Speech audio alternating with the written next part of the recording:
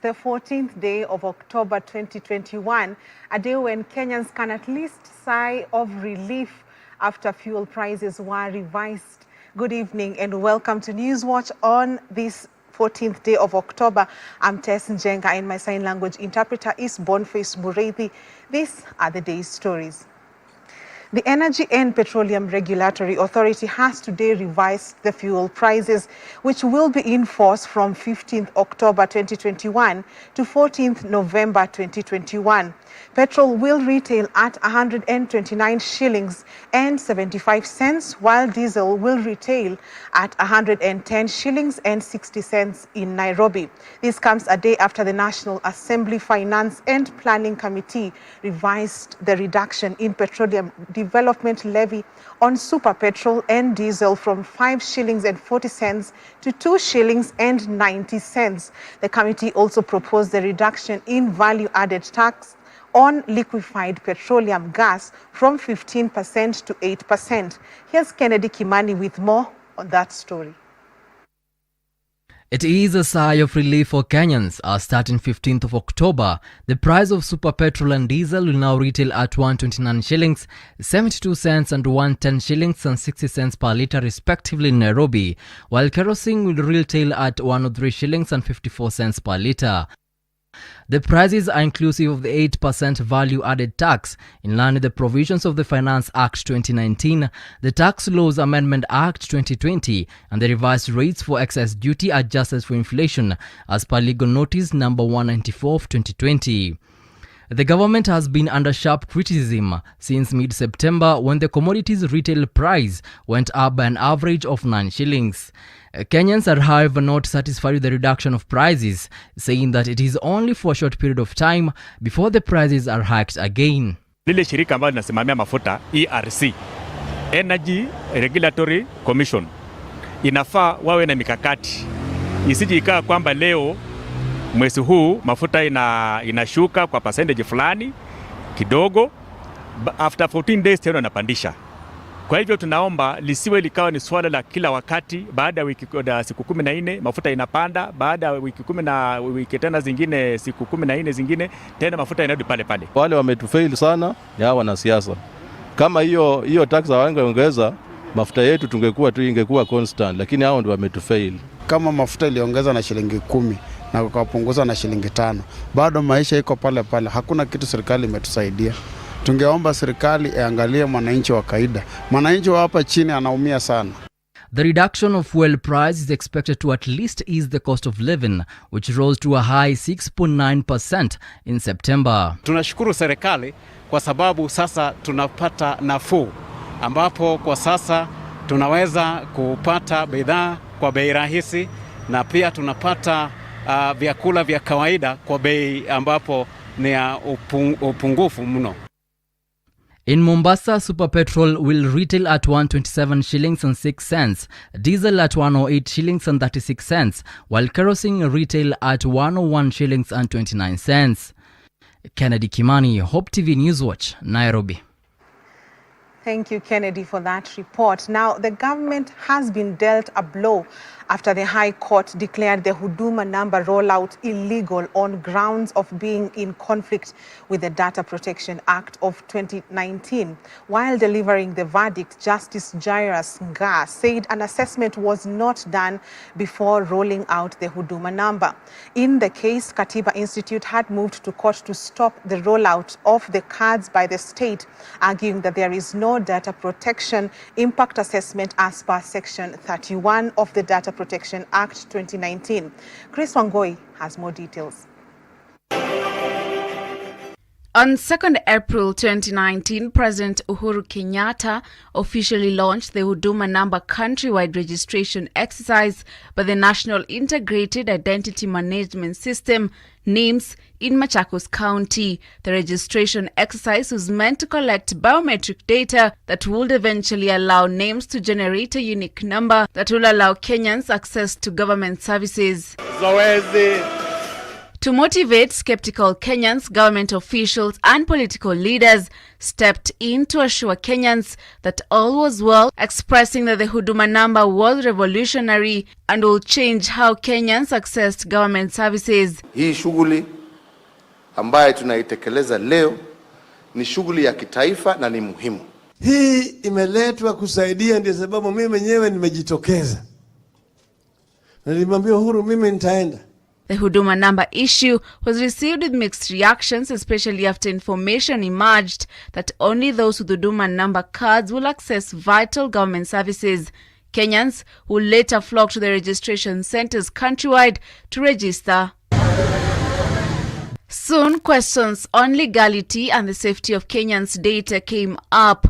Following this, the Data Protection Act of 2019 was passed in November the same year, an act that saw the need for a Data Protection Commission to be formed and a Data Protection Commissioner be appointed to help implement the act. ICT Cabinet Secretary John Musheru assured Kenyans that all was well and that their data was safe following the appointment of the Commissioner Immaculate Kaseit. The regulations required to manage hii Huduma Namba, hata parliament imepitisha hizo. Pia parliament ilipitisha ile laws za data protection na privacy. Kwa hivyo ni kuhakikisha nyinyi watu wote hii Huduma card, hii Huduma Namba ambao unapata imeangaliwa kabisa, hakuna mtu ataweza tumia information yako bila permission yako. Even with the over 7 billion shillings that was spent in the process and 37 million people registered in a ton of events, the High Court has quashed the decision by the state to roll out Huduma Namba cards, saying it was illegal.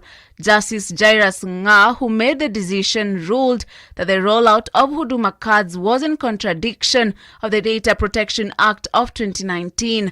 George Ogubi, a digital and tech law practitioner, is of the opinion that the first move of the government should be strengthening the Data Protection Act by enforcing regulations and making it an independent commission to allow it to implement the court's ruling. For the full implementation and realization of this Data Protection Act, then the office of the Data Protection Commissioner needs to be given the full independence it deserves. You see now that the court has ruled that indeed there was a violation of the Data Protection Act. How then does the office of the ODPC implement that judgment? Owing to the fact that the ODPC is still under the Ministry of ICT. Yet the Act itself provides that it is supposed to be an independent commission, just like any other commission under the Constitution of Kenya 2010. So for the full realization and implementation of this Act, then the government needs to hasten and ensure that the office of the Data Protection Commissioner is given its full independence. In his ruling, Justice Ngaah further pointed out that the state faulted by not conducting a data protection impact assessment before rolling out the Huduma Namba. But what exactly does a data protection impact mean, and how does it affect Kenyans? For a data controller and a data processor to collect data that is eventually going to impact on a data subject, then they have to conduct an impact assessment. Because if you do not conduct, because you need to give a data subject the assurance that the data which is collected from them is free from interference. That means they have to enjoy that privacy. If I give my data, it has to be kept by a data processor and a data controller in private. The other issue is issues around leakage of this data, loss of data. If a data controller is supposed to collect this data or a processor, then they have to give an assurance to that data subject that there will be no loss of their data. The other thing that the impact assessment report looks at is the issue of misuse. You realize that we live in an era where there's a lot of impersonation. So when I give my data, then the data controller and the data processor has to give me an assurance that indeed my data will not be misused. Grace Wangoi for Hope TV News Watch. A good report indeed. There, Grace, that raises many questions indeed. Moving on to politics, Deputy President William Ruto has urged Kenyans to stop ethnic-based groupings and embrace political parties with national outlook.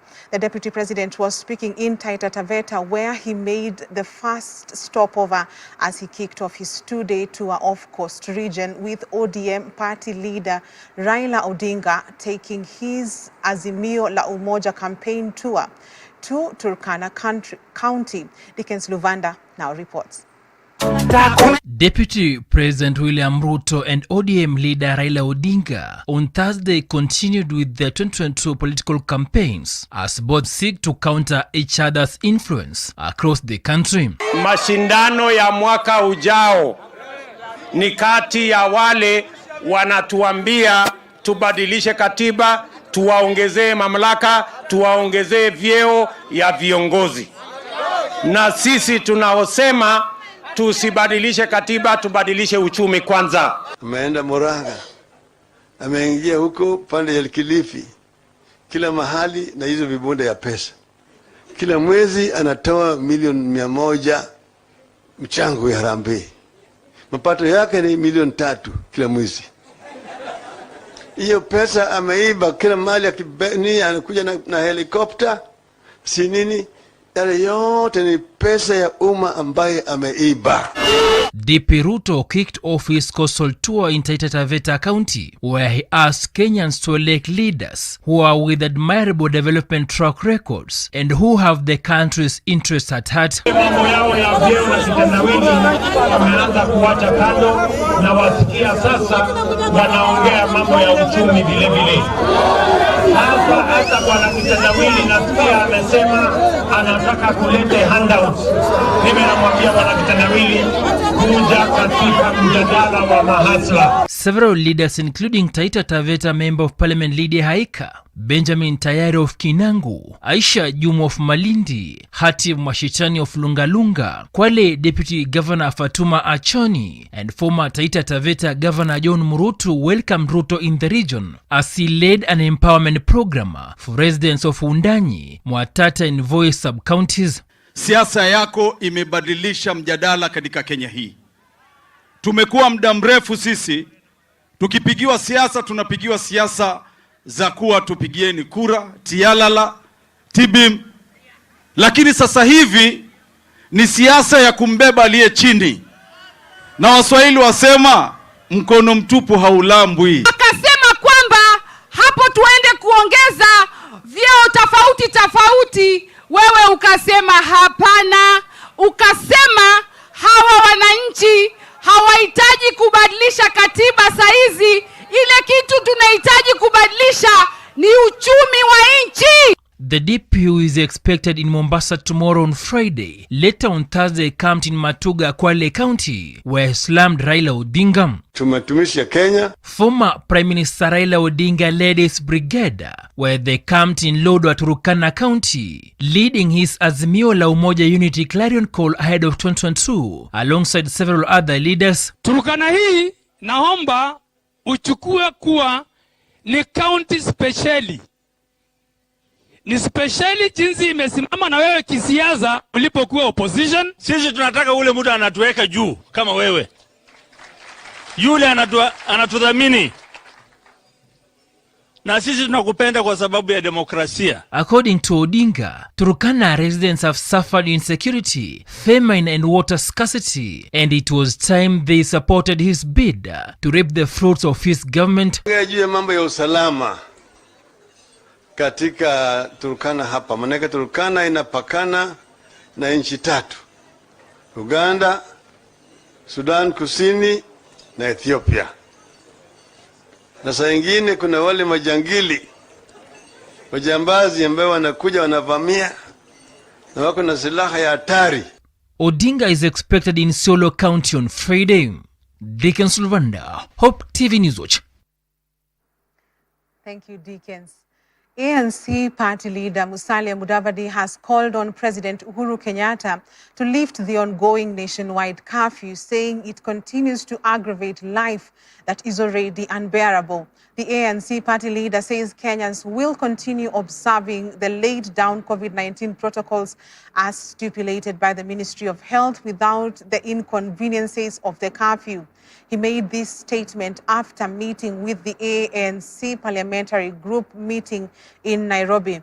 The party leader has also called on Kenyans to come out and register in large numbers during the ongoing mass voter registration exercise being undertaken by the IEBC. Tunajua saa hizi kwamba ukishikwa na askari unatozwa faini ile ambayo sio ya halali, hupelekwi kotini.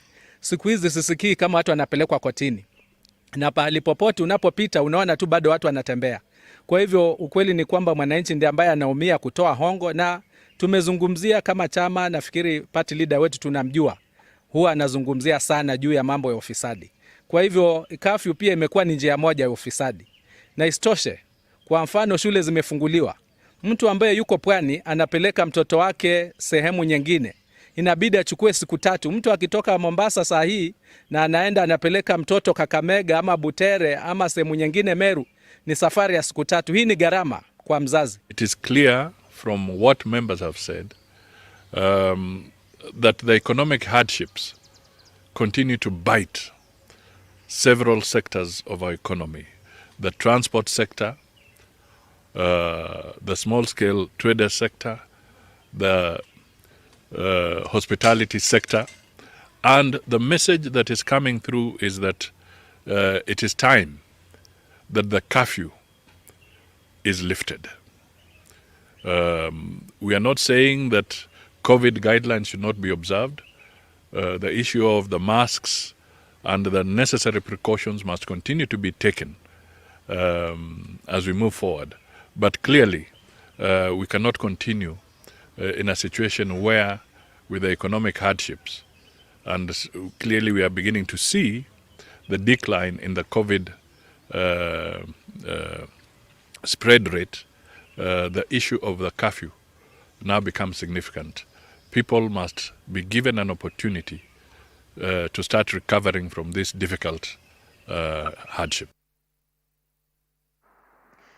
Outgoing Cabinet Secretary, Ministry of Devolution, Eugene Wamalwa, today handed over the Ministry of Devolution to CS Charles Keter and the State Department of ASALs and Special Programs to Public Service Cabinet Secretary, Professor Margaret Kobia. Speaking at the ceremony held at National Treasury Buildings, CS Eugene Wamalwa urged CS Charles Keter to continue working with both sections of government to ensure good intergovernmental working relationships. Wamalwa was moved to the Ministry of Defense by President Kenyatta last month. My brother Charles is a very experienced leader. I believe even as a living with the governors, we'll continue improving on these good intergovernmental relations and to continue cooperating in terms of the spirit of Article 6 of our Constitution, which requires the two levels of government to work together in consultation, in collaboration, and in coordinating business. We have formed a multi-agency team that will be working with Professor Kobia in addressing this drought situation, and His Excellency the President directed resources to be deployed towards addressing this crisis. 2 billion has already been disbursed, and to this ministry 1.2 billion was released for the purchase of food and non-food items to help the affected families. For the time I'm here, I'll take over from what my brother has mentioned, that he's put in the systems, he's really worked hard, he's maintained a good relationship between the governors and the national government. I promise to continue with that spirit. The government is not working alone. We are together with the development partners and all other stakeholders that they also get assured as ASAL and the special program is moving to the Ministry of Public Service.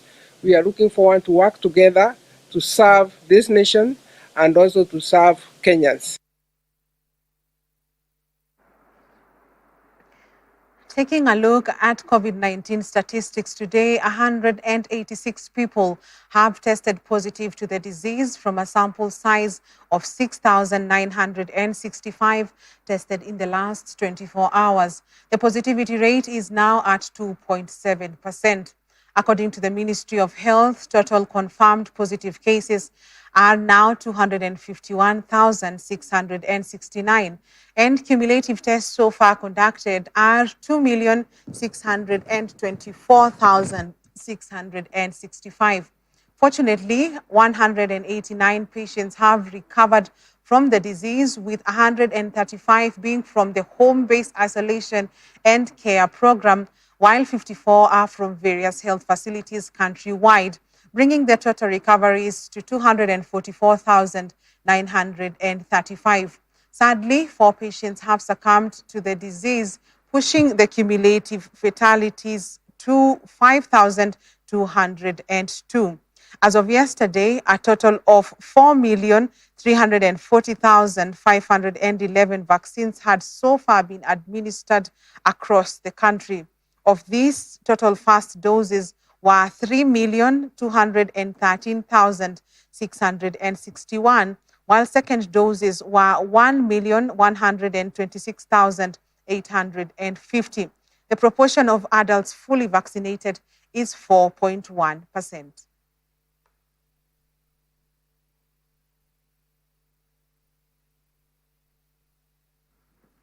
And majority of learners from the troubled Olmoran and Garoya divisions in Laikipia County are yet to resume school.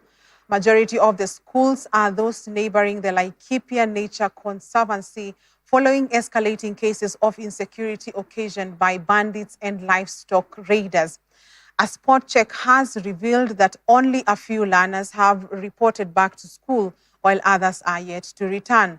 Majority of those yet to return to school are pupils who come from the pastoral communities who had fled as a result of the rising cases of banditry attacks. Efforts are being made to encourage their parents to bring them back to school as normalcy was returning, albeit slow. Tuko na shida kubwa sana katika hii area yetu ya Githega.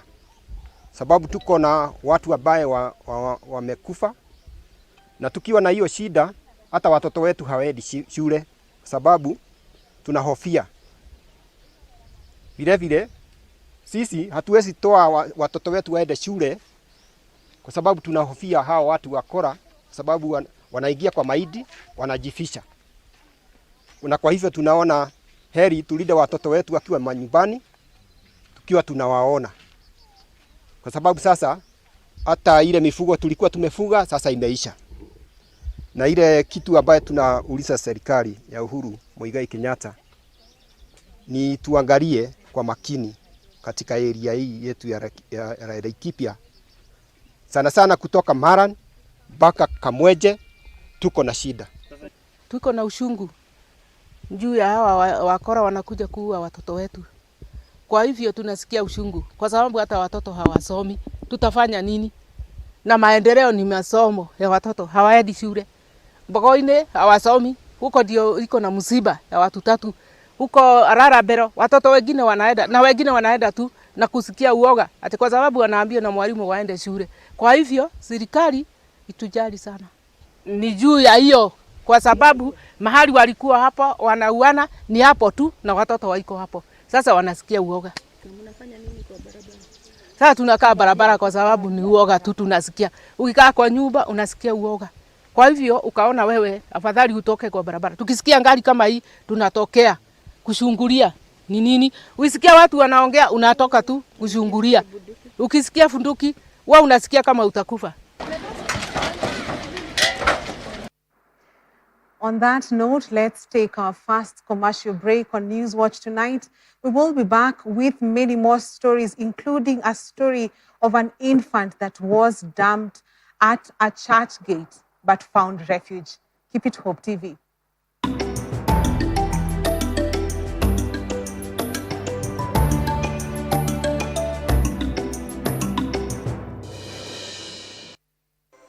TV is where you look and live, with an excellent selection of the best Christian programming consisting of local and international content of inspirational stories, talk shows, Bible commentary, youth, health shows, children entertainment, contemporary gospel music, extended times of worship, live broadcast, news, movies, drama, Christian ministry programs, and so much more. Hope TV is another quality service from Christ is the Answer Ministries, with over 45% of authentic and credible local content every week. Hope TV is a sister station to Hope FM, Kenya's leading Christian radio station, with footprints across the country. Tune in to Hope TV, where you look and live.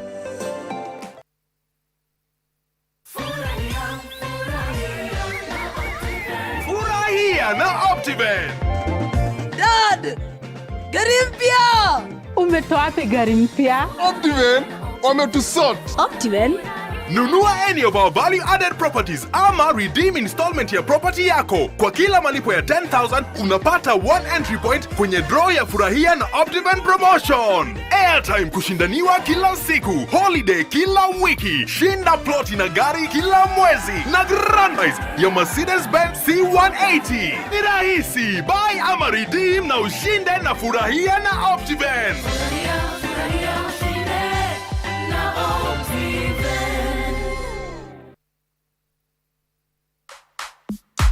I have come to testify. I will stand up before the congregation and testify of the wonderful things you have done. I was on my knees, and that day, that is one thing that amazed me. For sure, God never lies. Thank God, because it's only God's blessings that addeth no sorrow. Mimi naogopa dhambi. On Testify, we bring to you real encounters with Christ, breathtaking experiences, and life-transforming testimonies. We testify.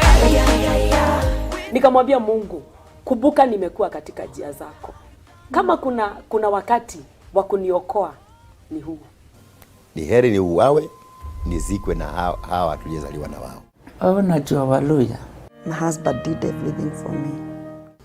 For 4 years, I used to cry and pray to God because join me this and every Thursday at 8 p.m. on the program where our faith in Christ keeps growing, right here at Hope TV, where you look and live. Life is not the same again. We testify. We celebrate for all you've done.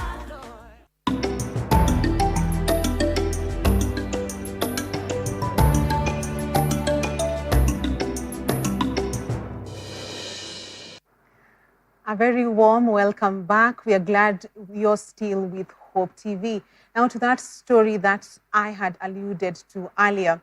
A 4-month-old baby girl who was dumped outside a gate of a church in London Estate, Narok Town, has been adopted by Nest Children Home in Limuru. Narok County Children Officer Pilot Kayemba said the baby, who seemed to be in perfect health, though her fingers and toes were deformed, was adopted after a court process that officially allowed the children's home to take care of the infant. Kayemba observed that cases of child abandonment have been on the increase in the recent past, as his office has rescued 2 other children in a period of 2 weeks. The children's officer advised parents who cannot afford to take care of their children to seek help from his office instead of dumping their children in dangerous places.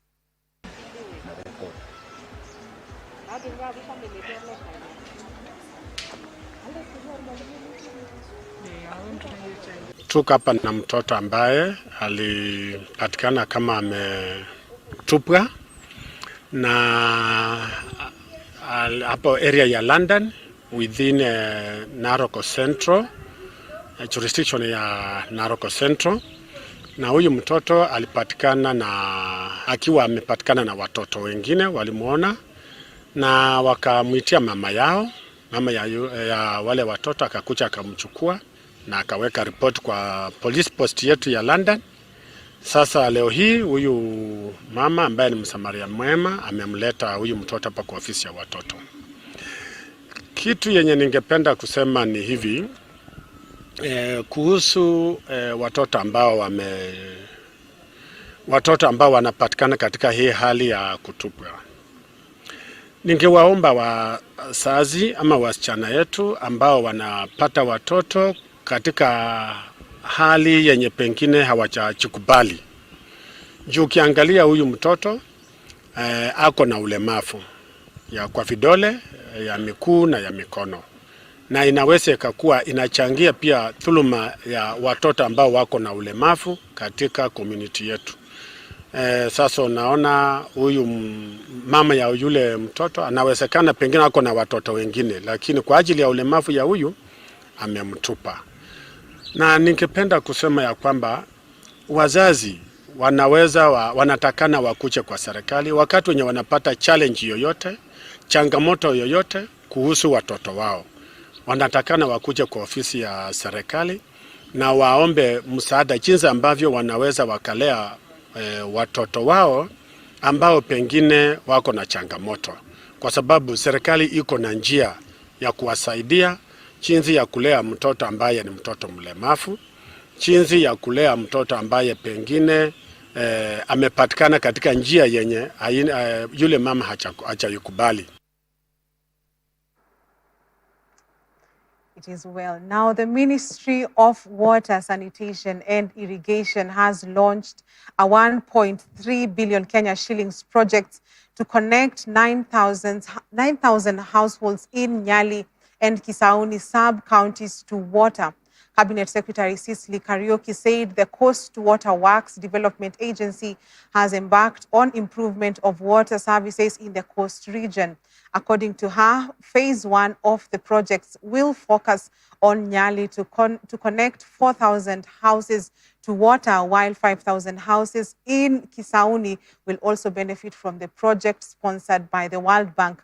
She said the long-term solution for water shortage in the region will be addressed through the 20 billion Kenya shillings Mwache Multipurpose Dam project in Kwale County that is set to commence construction in November.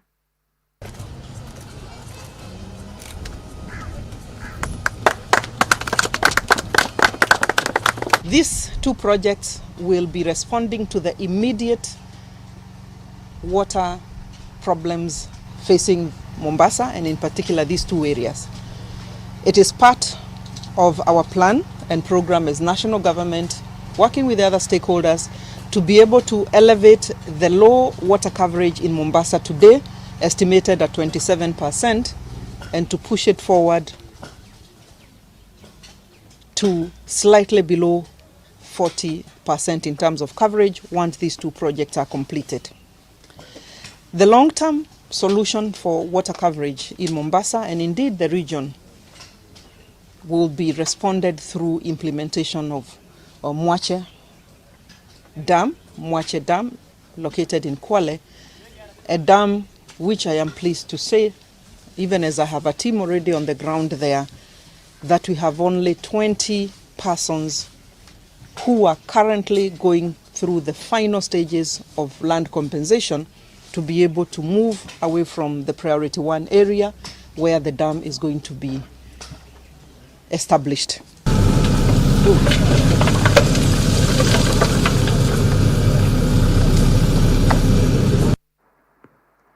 A family at Majengo Estate in Narok Town is seeking help from well-wishers for their 16-year-old daughter who suffers from cataract disease that is affecting her eyesight. Olian Wanjiku's mom, Anne Wanjiru, said her daughter needs 200,000 Kenya shillings for an emergency operation in a bid to rescue her child from going completely blind. She explained that her daughter started suffering when she was in class 6, but the situation worsened when she was admitted in secondary school in the year 2019, compromising her performance in school. Though Olian is a bright girl who loves studying mathematics in school, her mother is afraid that she may not attain her dreams of becoming a finance personnel if her condition is not treated now. Naitwa Anne Wanjiku. na mimi ni mzazi, niko na mtoto mgonjwa anaitwa Orion Wanjiko. Naomba usaidizi kwa kila mtu juu natakikana 1,200 emergency vile kunawezekana ndio afanyiwe operation. Nilitumwa kutoka hapa Narok, nimeenda hospitali zote, dakika ya mwisho nikatumwa Tanwek ndio mtoto afanyiwe operation. Sasa natakikana pesa haraka iwezekanavyo na sina. Sasa naomba usaidizi kwa kila mtu mwenye ako na pesa yake, kuanzia Hitman naomba usaidizi wako, Soipan naomba usaidizi wako, kila mtu anisaidie vile mtaweza ndio mtoto atibiwe aendelee na masomo yake. Tarehe 17 ndio mtoto amepewa mwisho awe amefanyiwa operation. Tunaomba usaidizi, mnisaidie ndio huyu mtoto arudi kwa masomo yake na atibiwe apone, juu hata amekuwa mtu wa kwanza kuanguka shule na ni mtu mwerevu, hajairudia mahali. Niko form 2 in Masharen Secondary School. Mimi mgonjwa macho, naomba tu usaidizi. Mama wangu amelemewa, na naomba hata Mungu akinisaidia nimalize shule naweza penda kusomea mathematics, nikuwe accountant. Naumwa na macho sana, kusikia kizunguzungu, hata kichwa kuniuma, ndio hata inabidi siende shule, nikae tu kwa nyumba. Kisii County Governor James Ngaah has led the county's Orange Democratic Movement delegates meeting at Agriculture Training Center in Kisii Town to fast-track the registration of new voters in the region as the party targets candidates who appear to be popular among the electorates for party tickets. In the event, Ngaah called for order in the party, saying it will be chaotic if leaders independently establish party offices across the country without express authority from the national office. Wale vijana ambao wana ID cards, tunasema hao vijana pia mkienda nyumbani, ndio tumeongea hapa, mmefunzwa mambo ya registration of voters, mmeambiwa mambo ya wale vijana ambao wana ID cards. And what we have told you today is that when you go back, you just make absolutely sure that you are talking with the Ministry of Interior, you are talking with the chiefs, the assistant chiefs, the village elders and everybody. You check about those young men who have not collected their cards. We have over 200 and I think 215,000 voters that we need to register. As of today, in this county, we have only registered about 6,288. That is completely and absolutely unacceptable because our moment for the presidency for the Nyanza region has reached. Sisi tufanye massive voter registration. Tunataka kuwaomba, tunawasihi muende katika mashinani kwa sababu nyinyi ni viongozi wa mashinani. Muambie watu wetu washike kura kwa wingi ili sisi kura zetu kama jamii ya Mkisii hapa Kisii County tunataka tupate kura milioni 1. Sasa tumeingia katika mzimo wa kuandikisha kura.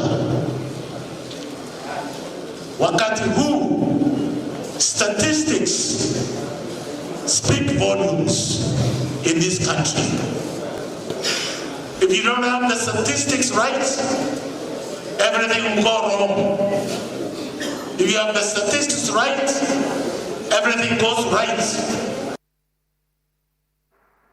And more than 20,000 squatters in Maweni area of Malindi Town, Kilifi County, are living in fear of being evicted from a piece of land they have called home for about 2 decades. The residents claimed that a private developer was demanding more than 250 million Kenya shillings from the residents, failure to which he would evict them from the land which the squatters claimed to have occupied for more than 20 years. Dolly Murigi has this story. The read of it all is that the resident claimed to have lived on the contested piece of land for over 20 years as squatters, but a few years ago a tycoon came out and began claiming the ownership of the parcel of land which was all occupied. The occurrence prompted them to lodge a complaint to the Directorate of Criminal Investigation DCI headquarters in Nairobi, but to date the file is still stuck there. Addressing the media the disputed piece of land, the resident led by Mohamed Kuswe vowed to vacate the land unless the private developer gives them an alternative land to settle. Kuswe said the tycoon is currently out of the country and had asked each of the 500 households to pay 500,000 shillings for the plot they occupy or be evicted. Sheria inasema kwamba ukiketi zaidi ya miaka 20 hapa mahali ni kwako. 12 tupeleke 20 kwa sababu kuna watu wanketi paka miaka 30 hapa. Hatujaona mtu kuja kutokeza kuja kutusumbua sampuli namna hii. Na ikiwa sheria miaka 20, kwani hiyo sheria tumika sehemu nyingine hapa kwetu haitumiki? Kwani sisi si wa Kenya? Sasa mimi ningependa kugusia kitu kimoja. Hapa kutoka hili fujo lianze la sisi kusukumwa mpaka tumeambatishwa ukutani. Ni kiongozi gani alotoka kuja kusimama na sisi mahali kama hapa? However, the squatters say they were unable to pay the tycoon and urged the government to intervene and settle the issue once and for all. Wengi hapa ni masikini, masikini tunasema wengine mafukara kabisa, hawalala hoi. Sasa sisi tatizo hili, mtu akaambiwa mtu maskini ambaye yeye chakula cha leo kipate hajui kesho tapata nini. Alafu ambiwe nyumba 500,000, 600,000 na tena sio halali. Ngawa lile kama ile shamba ni lako sawa. Sisi tumechoka kurithi umaskini. Kwa sababu hatuwezi kuendelea kujenga vizuri tukijua kesho tutaondoka. Serikali iko na viongozi tunawachagua wako, si eti hawako. Wanasikia haya yote na wanajua, lakini hili jambo la skota Maweni na ni katikati ya town hawataki kulizungumzia. Renowned Coast lawyer George Kithi assured the squatters that he would push for the amendment of the land laws through the parliament, terming as discriminative to residents especially in Coast. Tunasema hivi ya kwamba tutapigana mpaka shamba lirudi kwetu na hakuna shilingi italipwa. Kwa sababu sheria tunaijua na kupigana kuingia bunge ni kwa sababu tunasema hivi, lazima tubadilishe ile sheria ambayo inamkandamiza mpwani. Dolly Murigi, Hope TV Newswatch. Thank you, Dolly, for that report. On that distressing note, we take our second commercial break on Newswatch. Tonight, we will be back with international news, including an instance where 46 people perished from a fire in Taiwan. Keep it Hope TV.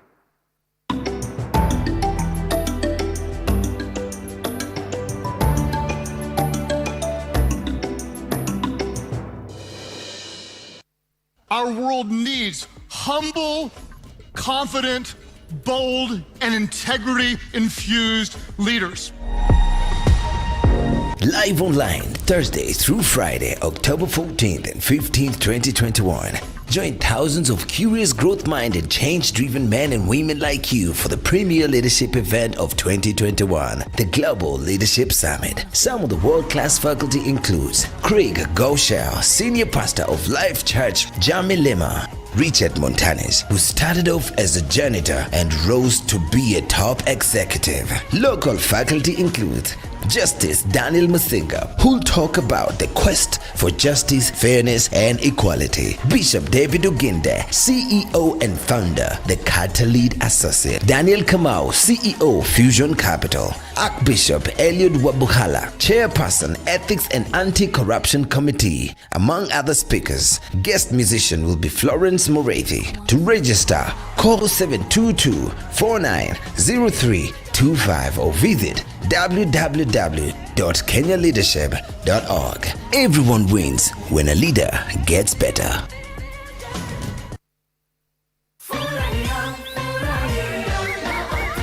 Furahia na Optiven. Dad! Gari mpya! Umetoa wapi gari mpya? Optiven wametusort. Optiven Nunua any of our value-added properties ama redeem installment ya property yako. Kwa kila malipo ya 10,000 unapata 1 entry point kwenye draw ya furahia na OptiVen promotion. Airtime kushindaniwa kila siku, holiday kila wiki, shinda ploti na gari kila mwezi na grand prize ya Mercedes-Benz C180. Ni rahisi, buy ama redeem na ushinde na furahia na OptiVen.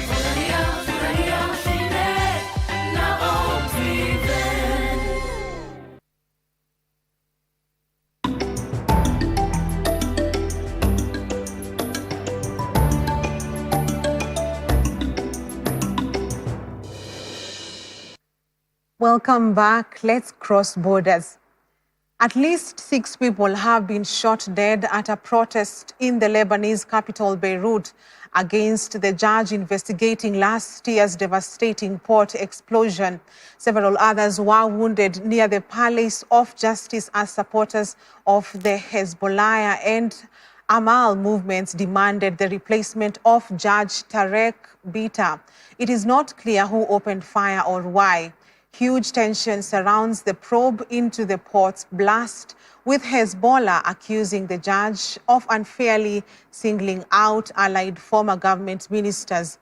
Earlier, a court dismissed a legal complaint brought by 2 of the politicians who Judge Bitar has sought to question on suspicion of negligence.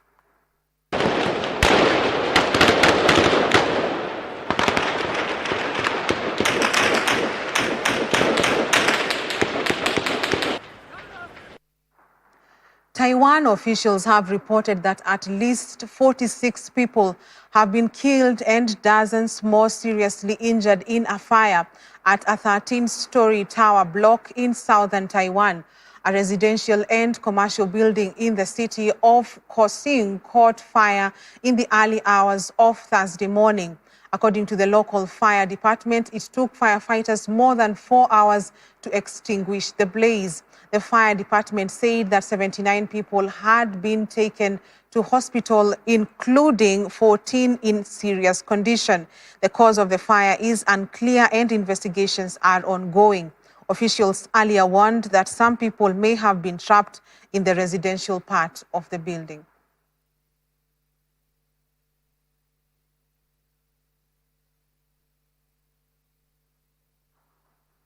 And police have dispersed supporters of the main opposition group in Eswatini holding anti-monarchy protests in the country's largest city of Manzini.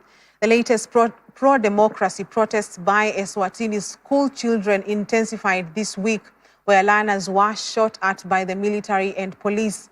The latest disturbances by primary and high school students boycotting classes have entered the 3rd week and started 2 months after the anti-King Mswati rioting that rocked the country and resulted in at least 27 deaths. The Communist Party of Swaziland says over 80 schools have been shut down, while the Swaziland National Association of Teachers says the rioting happened in more than 100 schools.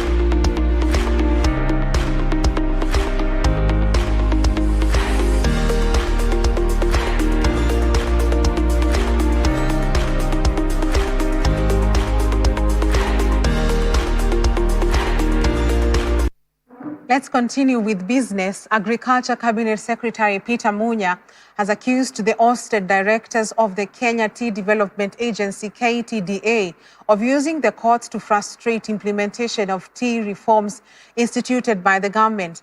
A group of directors from 54 factories across the country last year moved to court seeking suspension of implementation of some clauses in the Tea Act 2020, claiming some had far-reaching consequences to the business and operations not only in factories but to the whole tea industry.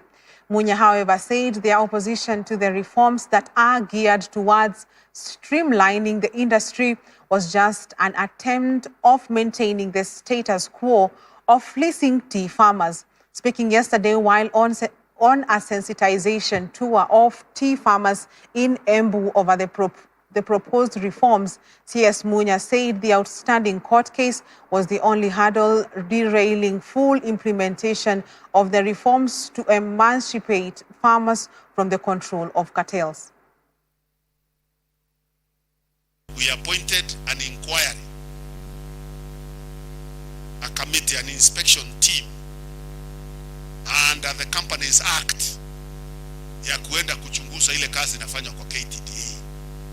Na wale wanakumbuka hiyo kamati ilipoanza kazi kaenda KTDA, mliambiwa KTDA imekuwa raided. Sisi waliambia nyinyi serikali haifanyi raids. Wale wanafanya raids ni militia. Serikali inaingia kisheria kufanya uchunguzi. Na wakaingia wakafanya uchunguzi na ripoti ikatoka. Hiyo ripoti za iko kwa DCI, na iko kwa anti-corruption, na iko kwa KRA, na already inaonyesha watu wale walikuwa wanapora huko ndani. Na hatua itachukuliwa. Already hatua inachukuliwa kwa wale walikuwa wanapora kule kwa KTDA. Walisema hata factory ifanyiwe forensic audit. Kwa sababu mambo hayuko yanaharibika kule juu peke yake, hata huku kwa factory mambo imefanyika mengi ambayo mengine hatuwezi kuona kwa macho. Lazima kuwe na mtaalamu wa kutazama vitabu na kuuliza na kungather evidence. Tujue kwa hii miaka 5 na itafanywa miaka 5. Hii miaka 5 chai ilikuwa ikiteremuka. Ni nini ilikuwa inafanyika hapa? Na tumetema njia ya kumaliza hii kesi haraka. Bwana Chairman, njia ya kumaliza hii kesi haraka, wakati mtakuwa na general meeting yenu, mupitishe resolution yenu hapa mkisema nyinyi hamtaki makesi kotini. Hiyo tupeleke kotini tuone nani ataendelea na kesi ambayo wakulima wenye chai hawataki. Hiyo ikitoka ndio tutaweza kutekeleza yale mengine mengi yako kwa hiyo sheria ambayo kwa sasa hatuwezi kutekeleza kwa sababu ya kesi kotini. And Stanbic Bank Kenya and Tata Africa have sealed a deal that will, for the first time in the Kenyan market, incorporate insurance financing as a top to the asset financing loan in a competitive vehicle financing package. This financing offer applies to both existing Stanbic Bank Kenya clients and new clients. Speaking at the launch of the partnership, head of Client Solutions at Stanbic Bank Kenya, Anjali Bakor, said by partnering with Tata Africa, Stanbic hopes to spur growth in the construction sector and support its customers to acquire quality assets. This bundled offering will ease the burden of accessing funds for insuring their assets, giving them peace of mind and allowing them to focus on growing their businesses. We have a long history with Stanbic. We started in 2018, when we started the relationship with Stanbic, and we both have grown together with Stanbic. So this is a time when Stanbic is coming back into the market of asset finance, and we will be happy to shake our hands with Stanbic once again. By having Tata Africa Holdings on board, we can offer more choice to our corporate business and individual customers who can now select vehicles that best meet their needs. As you know, Stanbic Bank has quite a big presence here in Kenya, and we have a significant client base across our wholesale clients, which is our multinationals and large corporates. Also our business and commercial clients, which talks to large commercial clients and also SMEs, and also in the retail and high net worth space in particular. So we think this partnership can bring a lot to serve our customer needs there. This partnership therefore does align well to our commitment in empowering and supporting business as the economy recovers from the general slowdown caused by COVID-2019. Our shared goal of coming together with Tata is to mitigate these challenges with the aim of lifting the business curve and providing a favorable environment for business growth and expansion. Send a Cow Kenya was joined today by representatives from Stanbic Bank Kenya Ministry of Interior and Coordination of National Government and the United Nations Environment Programme to discuss the role organizations can play in supporting smallholder farmers to build resilience. The event is sponsored by Stanbic Bank Kenya. Debate at the event focused on what resilience looks like for smallholder farmers and the importance of all aspects, social, economic, and environmental. Smallholder farming families, who make up approximately 70% of Kenya's population, are no strangers to unexpected shocks and stresses. More importantly, come to Send a Cow. How can we further this relationship? What we see for ourselves is that, yes, we have given them a cow, then what? What can you do with this cow? And this is where we come in. How can we make this cow an enterprise? And what can we do to make this cow grow so that it doesn't become one cow, but they become 2, 3, 4, 5, and in time, 10, 15, 20, 100. And what can we do to work through that? And we have a program that we're currently working on, which are 2 programs. Number 1, we rolled out a grant program where we're supporting new enterprises coming out of COVID, where we're looking at supporting them to start doing new things and expanding their operations. But secondly, what we also realized that during COVID, a lot of businesses were affected, particularly the small businesses, like the people that you are giving the cows to. And during that period, they could not afford feeds, they could not afford a lot of things. And what happened? Some of them lost their source of income. So we set up a small revolving fund worth $10 million, where we are looking at supporting them to get that 3,000 back, and then they start their project again, so they can actually be able to rebuild that project. And we're giving that as a small revolving fund, and we're doing through our branches across the country. We have worked with a number of partners, including DFID, which is FCDO now, the Alan Willets Foundation, various local organizations, including the research organizations of ISIPE, CALRO. So this report brings together all this work where we have impacted over 15,000 farmers in the western part of Kenya. And it is giving examples with the stories from families that have gained resilience out of the trainings that Send a Cow has provided.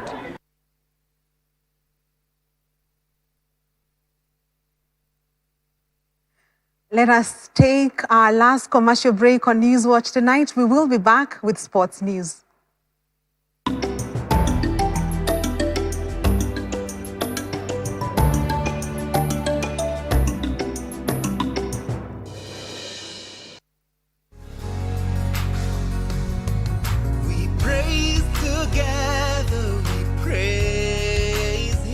Whether you are fat or thin, and for me, I don't consider myself fat. I consider myself good for my purpose, to hug women.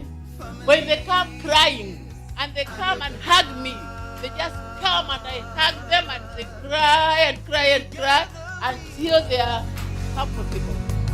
We praise together, we praise Him.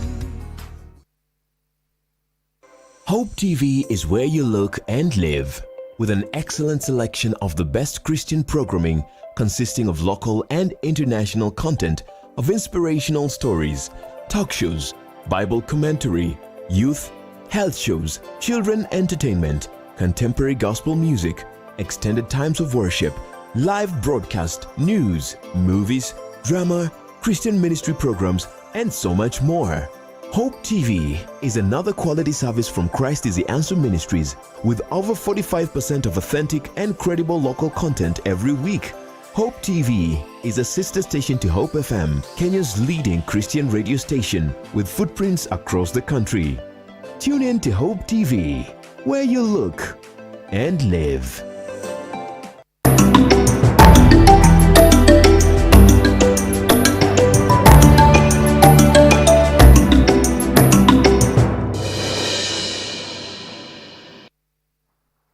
Welcome back. Let's talk sports.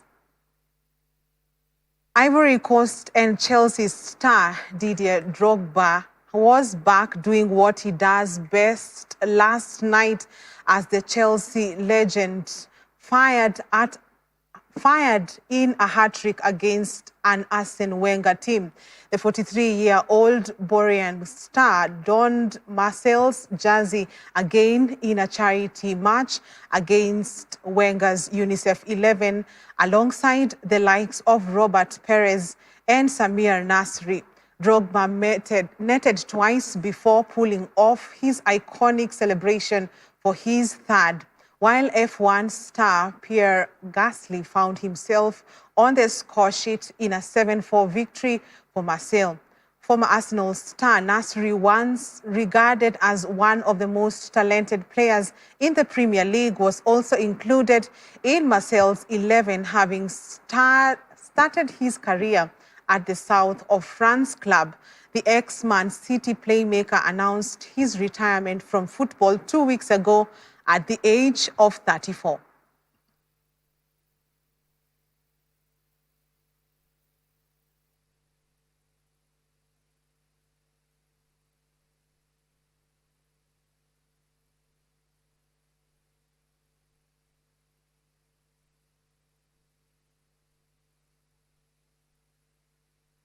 We have come to the end of Newswatch tonight. Thank you so much on behalf of the team. We really appreciate your company. Join us again tomorrow, same place, same time for the day's stories. I'm Tess Njenga and my sign language interpreter is Boniface Mureithi. Have a good night and God bless you. We leave you with the weather forecast.